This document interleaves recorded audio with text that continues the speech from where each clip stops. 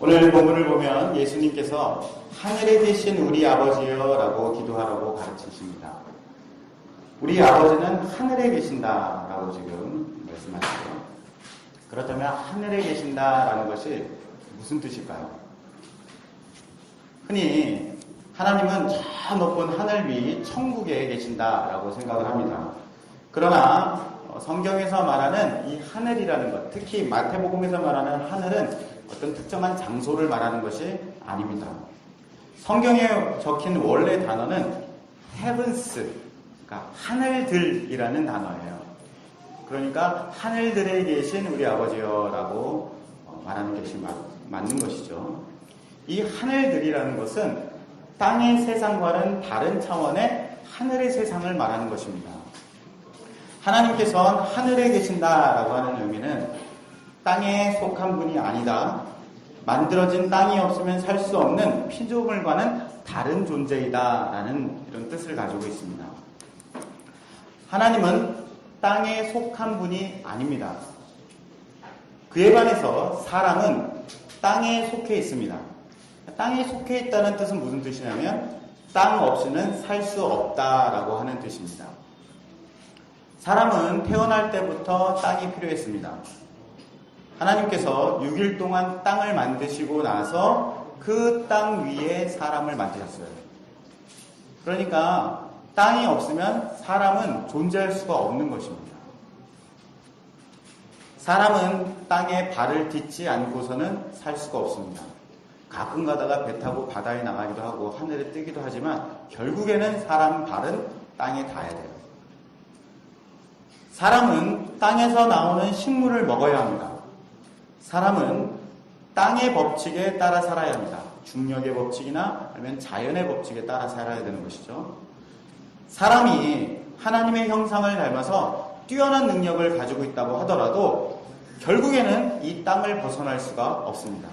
죽은 다음에도 땅에 묻혀야 되는 거예요. 이렇게 사람은 땅에 속해 있습니다.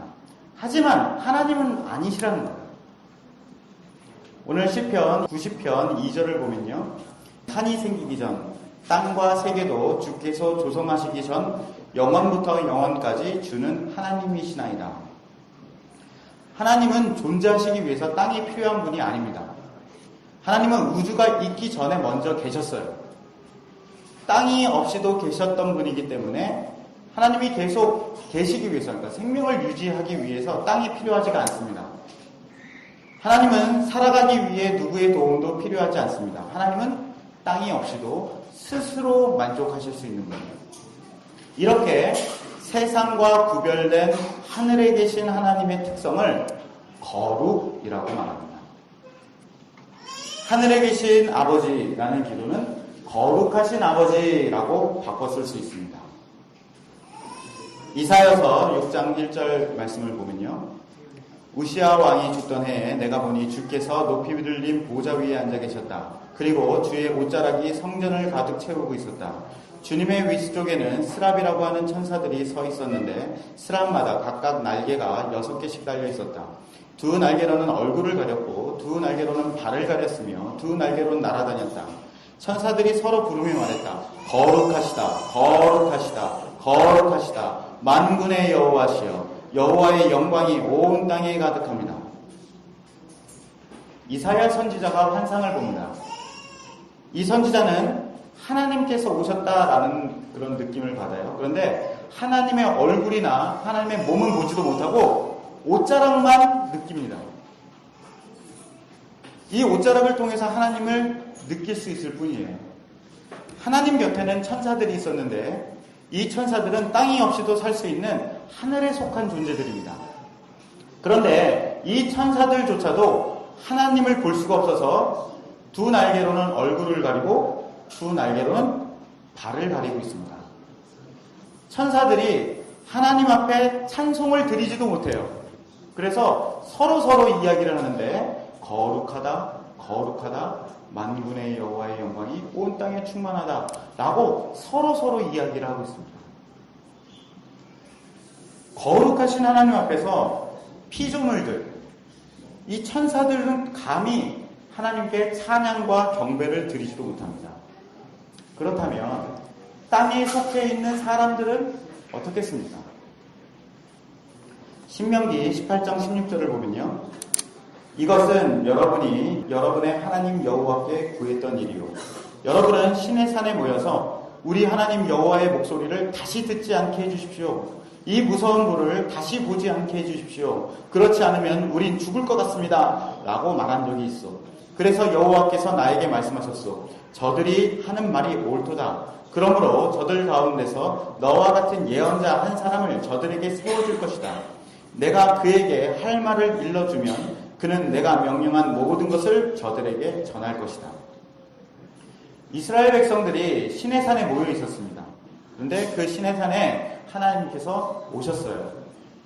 천둥과 번개구름이 신의 산을 덮고 산이 폭발할 것처럼 막 흔들리면서 불기둥이 솟구쳐 올랐습니다. 하늘에 계신 하나님께서 땅의 세계에 임하시면 자연이 그 큰 하나님을 담아내기가 힘든 거예요. 그래서 이렇게 기이한 현상들이 일어납니다.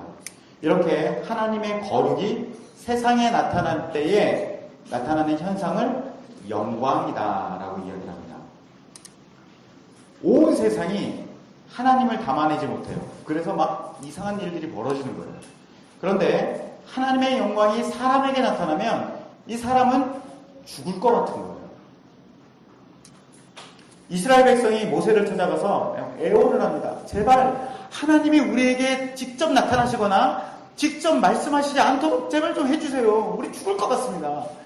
이렇게 애원을 하는 거예요. 하나님께서 이스라엘의 애원을 듣고서 이렇게 말씀하십니다.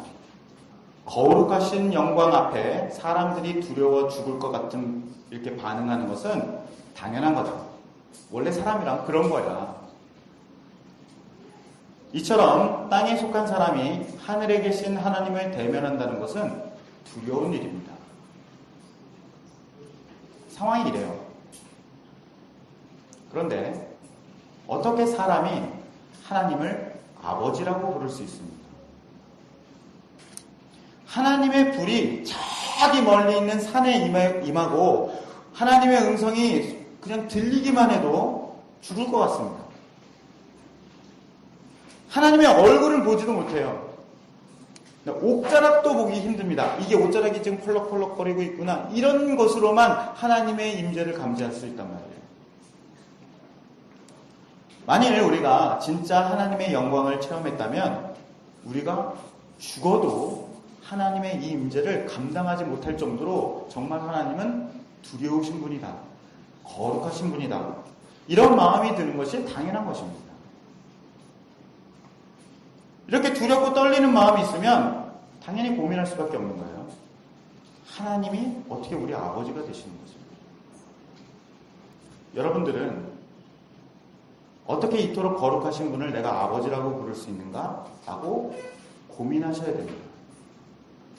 이런 고민이 있다는 것은 하늘에 계신 거룩하신 하나님 앞에 자신이 서봤다는 뜻이에요. 18절에 하나님께서 말씀하신 뜻이 바로 이런 거예요. 너희는 본래 진흙이야. 땅 위에 태어나서 땅 위에 사는 피조물들은 하늘에 계신 거룩한 하나님 앞에 설 수조차 없어. 너희가 그럴 수밖에 없다는 것을 내가 이해한다. 그래서 너희와 같은 한 명의 사람을 너희에게 보내주겠다. 너희는 그 사람을 통해서 나를 만나게 될 것이다. 사람들은요, 보편적으로 하나님을 아버지라고 생각하는 경향이 있습니다. 우리나라 신화를 아시죠? 우리나라의 신화에 한얼림이라는 하늘에 있는 신이 있어요. 그 한얼림이 사람으로 변해서 백두산에 내려옵니다. 백두산에서 환웅천왕이라는 왕이 돼요. 그곳에서 홍익인간이라는 사상을 가지고서 사람들을 다스립니다. 이 환웅천왕이 아들을 낳는데 단군이라는 아들을 낳습니다. 그래서 단군의 후손들은 환웅천왕, 그러니까 한얼림의 자손인 거예요. 단군의 자손들은 모두 다 신의 아들인 것이죠. 우리 민족들은 대부분 다 이런 생각들을 머리에 가 있어요. 우리는 하늘님의 아들이다. 우리 민족뿐만 아니라 우리는 위대한 신의 자손이다 라는 생각을 가진 민족들이 세계 곳곳에 가득합니다. 교회를 다니지 않는 비신자들과 이야기를 해보면요, 인간은 하느님, 만물의 근원이 되는 창조의 신에게서 탄생한 신의 자손이다 라는 생각을 가지는 사람들이 의외로 많다는 것을 알 수 있습니다. 이런 사람들에게 기독교는 하나님 아버지를 섬깁니다 라고 이렇게 이야기하면 상당히 긍정적으로 받아들여요. 많은 사람들이 세상과 인간의 근원으로서 신적인 아버지가 있다라고 생각하고 있습니다. 또한 유대인들도 하나님을 아버지라고 여겼습니다. 구약 성경에는 하나님을 이스라엘의 아버지로 소개하고 있습니다. 이사야서 64장 8절을 보면요, 여호와여 주는 우리 아버지시니이다. 우리는 진흙이요 주는 토기장이시니 우리는 다 주의 손으로 지으신 것이다. 마치 자식이 부모를 통해서 존재하게 되는 것처럼 하나님께서 이스라엘을 만드셨다라고 고백하고 있습니다. 예레미야 3장 19절을 보면 내가 다시 말하기를 너희가 나를 나의 아버지라 하고 나를 떠나지 말 것이니라 하였노라. 부모와 자식의 관계는 끊을래야 끊을 수 없으니까 하나님을 절대로 떠나지 말고 하나님께 순종해라 라는 이런 의미로 말씀을 하고 있습니다. 앞서 많은 민족들이 하나님을 아버지로 섬긴다고 여긴다고 말했습니다. 근데 이것은 실제적으로 일어났다기보다는 신화적인 개념이에요. 그런데 이스라엘은 원래 없었던 민족입니다. 그런데 하나님께서 모세를 통해 이스라엘을 끄집어내고 이스라엘이라는 나라를 만들어 주셨어요. 상당히 실제적이고 역사적인 사건이 있는 것입니다. 이스라엘 사람들의 하나님 아버지는 다른 민족들보다 훨씬 피부에 와닿는 역사적인 이름입니다. 유대인들의 하나님을 아버지라고 부르면서 기도를 했습니다. 예수님만 하나님을 아버지라고 불렀던 것이 아니라는 거예요. 세상에 있는 많은 민족들도 유대인들도 하나님을 아버지라고 불렀습니다. 자, 그러면 오늘 예수님께서 우리에게 말씀하시는 하늘에 계신 우리 아버지라고 기도해라 라고 하는 이 아버지는 어떤 의미가 있는 걸까요? 주기도문에서 이 아버지라는 단어는 아람어로 아바라는 뜻입니다. 이 아바라는 뜻은 우리 자녀들이 아버지를 부를 때 아바라고 부르는 그 단어입니다. 마가복음 14장 36절을 보면요, 가라사대 아바 아버지여 아버지께는 모든 것이 가능하오니 이 잔을 내게서 옮기시옵소서. 그러나 나의 원대로 마옵시고 아버지의 원대로 하옵소서 하시고. 여기서 말하는 아바 아버지라고 할 때 아빠 이렇게 하시는 거예요. 예수님이 지금 하나님께 기도하시는 건데 아빠 하고 기도하시는 거예요. 조선시대의 왕은 모든 백성들의 아버지였습니다. 그래서 마마 임금께서는 만군의 어버이 되십니다. 뭐 이런 사극의 대사들을 많이 들으시죠. 모든 신하들과 백성들이 왕을 어버이라고 여겼어요. 나라의 어버이, 왕이다. 이렇게 생각을 했단 말이에요. 그런데 그 왕 앞에 서서 왕을 보고서 아빠! 라고 부를 수 있는 사람은 딱 한 명뿐이에요. 누굽니까? 왕이 낳은 아들, 왕자만 왕한테 아빠라고 부를 수 있어요. 신하들도 백성들도 다 아버지라고 생각한단 말이에요, 왕은. 그런데 왕에게 아빠라고 부를 수 있는 사람은 왕의 몸에서 나온 아들만 아빠라고 부를 수 있습니다. 만약에 영의정이 왕은 우리 아버지시지 라고 생각하면서 왕 앞에 나와서 아빠라고 부르면 그냥 목이 잘리는 겁니다. 아무리 신하래도 내가 이 왕을 아버지라고 생각해도 아빠라고 부를 수는 없는 거예요. 그런데 예수님께서 하나님을 아빠라고 부르시고 계신 겁니다. 요한복음 3장 16절을 보면요. 하나님이 세상을 이처럼 사랑하사 독생자를 주셨으니 라고 하는데, 우리가 많이 듣는 단어죠. 이 독생자라는 말은요, 이런 종류의 아들은 딱 하나뿐이다 라는 뜻입니다. 이런 종류의 아들은 딱 하나뿐이다. 하나님을 아버지라고 부르는 수없이 많은 존재들이 있어요. 그런데 하나님을 아빠라고 부를 수 있는 아들은 반드시 하나님의 몸에서 나와야 되는 거예요.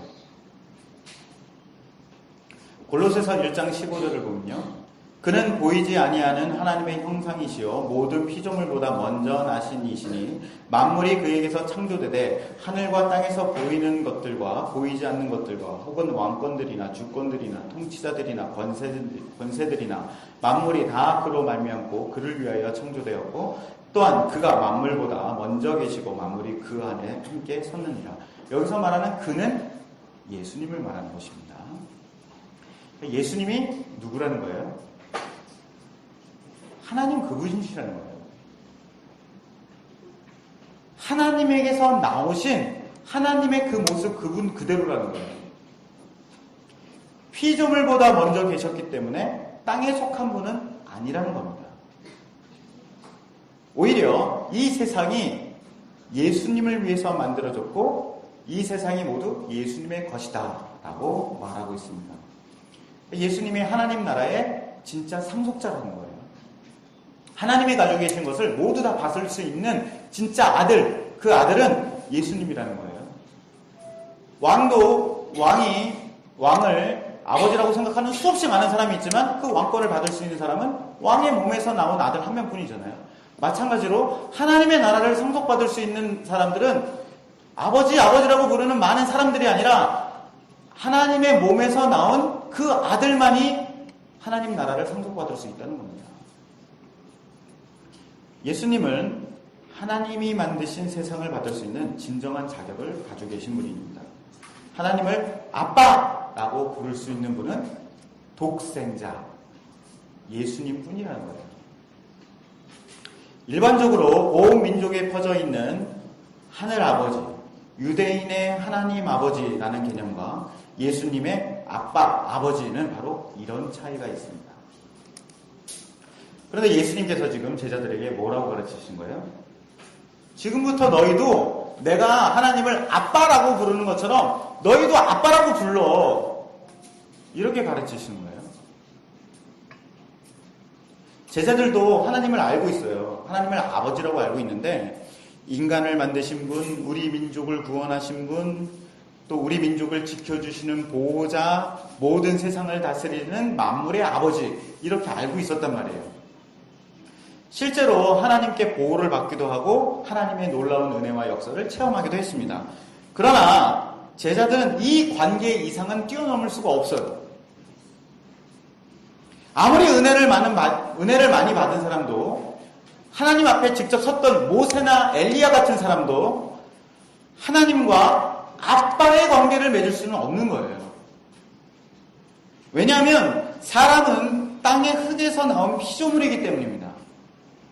인간이 어떤 수단과 방법과 이유를 가져와도 하나님을 아빠라고 부르는 자체가 불가능합니다. 이것은 인간이 선하게 사느냐 악하게 사느냐의 문제가 아니라 애초부터 태생 자체가 불가능하기 때문에 그런 거예요.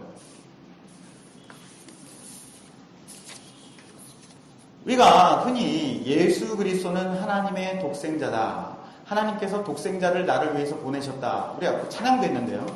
이렇게 고백하는 이 고백의 내면 속에는 나는 흙으로 만들어진 피조물이고 나는 하나님을 아빠라고 부를 수가 없습니다 라는 이 의미가 내포되어 있는 거예요. 땅에 속한 사람이 하늘에 계신 하나님을 아빠라고 부르려면 두 가지 조건이 있어야 됩니다. 첫 번째로는 땅에 속해 있는 지금 나가 죽어야 됩니다. 그리고 독생자 예수님이 되어야 되는 거예요. 내가 죽어서 환생을 하는데 예수님으로 환생해야 되는 거예요. 예수님과 비슷하면 안 됩니다. 예수님처럼 사는 것도 안 돼요. 바로 예수, 바로 그 사람이 돼야 되는 겁니다. 다른 방법은 없어요. 왜냐면 독생자, 그런 종류의 아들은 딱 하나뿐이기 때문이죠. 예수님께서 제자들에게 너희는 아빠라고 기도해라 라고 하는 가르침에는 다음과 같은 뜻이 담겨져 있습니다. 너희는 지금부터 내가 될 거야. 내 안에 들어와서 나랑 한 몸이 될 것이다. 그래서 내 안에서 하나님과 새로운 관계를 맺게 될 것이다. 지금까지 맺고 있던 피조물과 하나님과의 관계, 사람과 하나님과의 관계, 이 관계에서 벗어나고 내가 진짜 유일한 아들로서 아빠와 맺고 있는 관계와 똑같이 너희를 만들어줄 것이다. 이제부터 너희는 내 안에서 하나님을 아빠라고 부르기 때문에 나와 똑같은 신분, 나와 똑같은 상속권, 나와 똑같은 복을 얻게 될 것이다. 더 이상 세상 사람들이 알고 있는 하나님을 잊어버려라. 위대한 인물들도 얻을 수 없었던 진짜 하나님 아들의 권리를 너희들이 지금부터 누리게 될 것이다. 이런 뜻이 하늘에 계신 아빠, 아버지라는 기도에 담겨있는 뜻입니다. 자, 그러면 문제는 바로 이겁니다. 사람이 어떻게 예수 그리스도와 한 몸이 돼서 예수 그 사람이 될 수 있느냐라는 거예요. 자, 누가복음 5장 32절을 보겠습니다. 내가 의인을 부르러 온 것이 아니요 죄인을 불러 회개시키러 왔노라. 디모데전서 1장 15절 말씀을 보면요, 모든 사람이 진심으로 받아들여야 할 말은 예수 그리스도께서 죄인을 구하러 이 땅에 오셨다는 것입니다. 나는 그 죄인 중에서도 가장 큰 죄인이었습니다. 예수님이 이 세상에 왜 오셨다고요? 죄인을 부르러 오셨다는 거예요. 야, 이리 와. 의인들은 부르시지 않아요. 독생자도 아닌데, 그런데 아무런 고민도 없이 하나님을 아버지라고 부르는 사람들, 이런 사람들이 의인입니다. 예수님께서 바리새인들과 유대인들은 부르시지 않는 거예요. 자, 요한복음 10장 3절을 보겠습니다. 문을 지키는 사람은 목자를 위해 문을 열어준다. 양들은 목자의 음성을 듣고 목자는 양들의 이름을 부르며 그들을 밖으로 인도한다. 목자가 자기 양을 모두 밖으로 이끌어낸 후 양들 앞에서 걸어가면 양들은 목자의 음성을 알기 때문에 그의 뒤를 따른다. 내가 죄인인데 죄인 중에서도 진짜 큰 죄인이구나 라고 아는 사람들은 예수님께서 야, 너 죄인 이리 와라 라고 부르실 때에 따라간다는 거예요. 그 음성이 들리면 따라간다는 거예요. 아, 나를 부르러 오셨구나. 예수님께서 자신을 따라온 죄인들에게 나와 네가 한 몸이 될 텐데 어떻게 한 몸이 되는지 잘 들어봐. 그러면서 설명을 해주십니다. 요한복음 6장 56절입니다. 나의 살을 먹고 나의 피를 마시는 사람은 누구든지 내 안에 있고 나도 그 사람 안에 있다. 예수님의 살과 피를 먹어서 예수님을 내 안으로 받아들이는 사람, 그러니까 영접하는 사람은 예수님이 그 사람 안에도 들어가신다는 거예요. 그러면 우리 그 사람과 예수님이 한 몸이 된다는 것이죠. 그럼 그 사람이 예수가 되는 겁니다. 자, 그러면 예수님의 살과 피를 먹어야 돼요. 예수님을 막 뜯어 먹어야 되나요? 십자가 위에서 예수님의 살이 뜯겨지고 피가 쏟아지죠. 마태복음 26장 28절을 보면 이것은 죄를 용서하기 위하여 많은 사람을 위해 붓는 나의 피, 곧 언약의 피이다.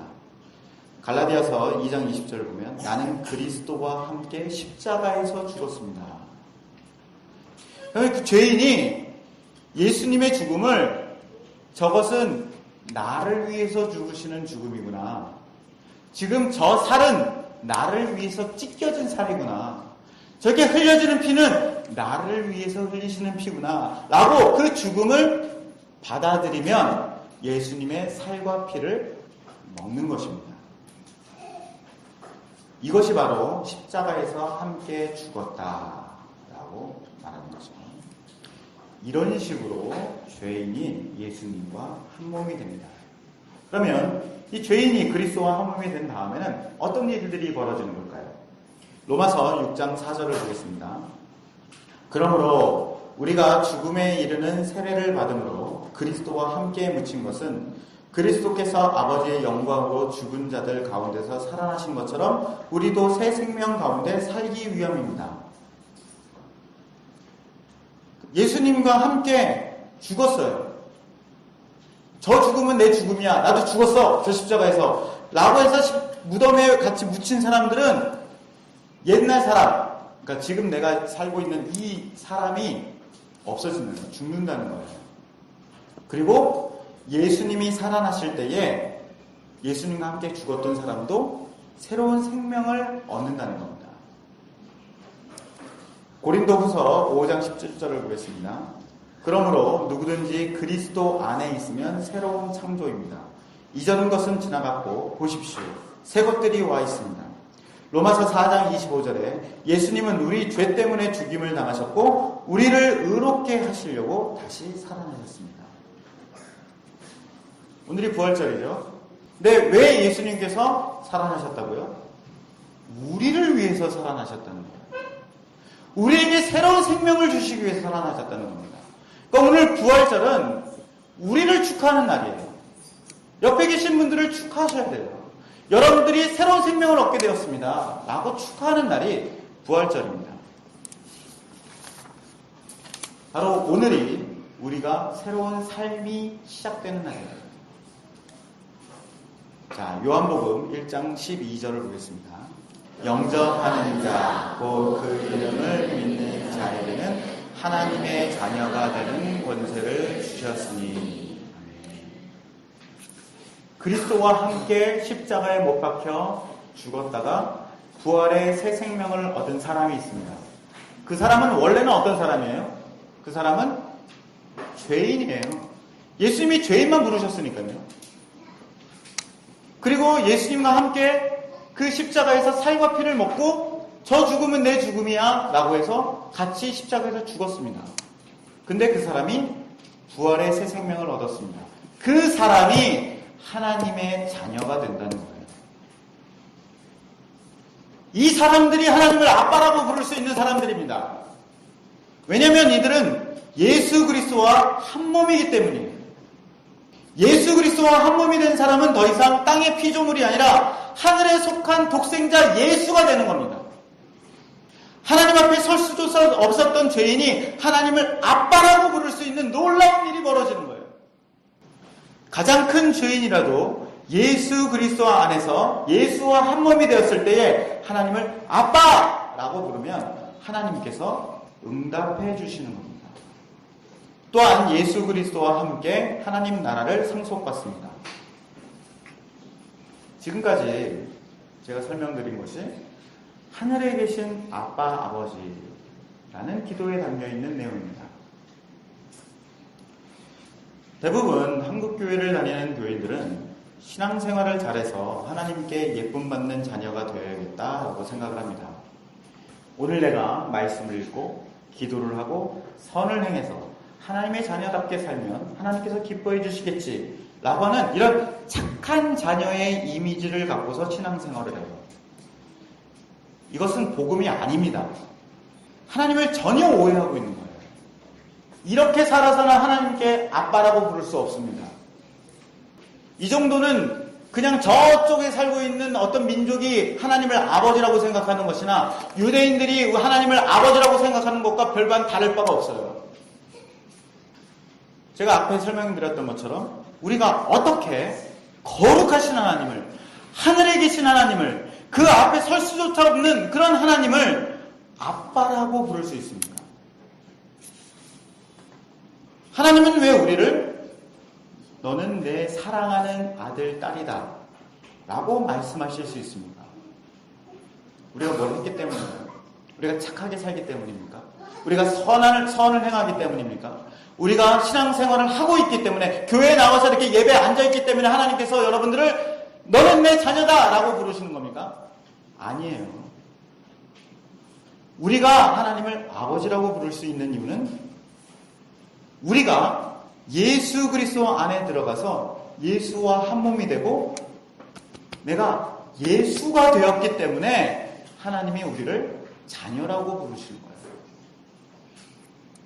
만일 우리가 독생자 예수 안에 들어가 한 몸이 되어 하나님의 자녀가 되었다라고 말한다면 하나님의 자녀답게 산다는 것은 과연 무엇이냐? 하나님의 자녀로 산다는 것은 무엇이냐? 다시 생각해 봐야 됩니다. 하나님의 자녀답게 산다는 것은 그리스도 안에 거하는 것입니다. 그리스도와 한 몸이 되는 것입니다. 이것이 하나님의 자녀답게 사는 것입니다. 에베소서 3장 17절을 보면요. 믿음을 통해 그리스도께서 여러분의 마음 가운데 살아계시기를 기도합니다. 또한 여러분의 삶이 사랑 안에서 강하여지고 또 깊게 뿌리며 모든 성도들이 그리스도의 크신 사랑을 깨닫게 되기를 기도합니다. 그분의 사랑이 얼마나 한없고 넓으며 얼마나 깊고도 높은지를 진정으로 깨닫게 되기를 기도합니다. 아멘. 하나님의 자녀로 산다는 것은요, 그리스도의 사랑의 너비와 길이와 높이와 깊이를 진정으로 깨닫는 거예요. 우리 마음을 예수 그리스도에게 뿌리를 내려서 깊이 박히는 겁니다. 우리가 말씀을 읽으면서 예수 그리스도의 대속과 부활을 배우는 것이에요. 우리가 그리스도와 한 몸 되기를 간절한 마음으로 사모하는 것입니다. 우리는 매일 예수 그리스도에 집중해야 합니다. 그리스도가 우리 마음에 살아있도록 해야 되는 거예요. 만일 오늘 우리가 그리스도를 아는 데 소홀하고 예수 그리스도를 묵상하지 못하고 십자가와 부활의 진리를 더 깊이 깨닫지 못한다면 오늘 우리는 하나님의 자녀로 살지 못한 겁니다. 아무리 기도할 때에 아버지 아버지 라고 이렇게 크게 불러도 우리가 하나님의 자녀가 되는 것이 아니에요.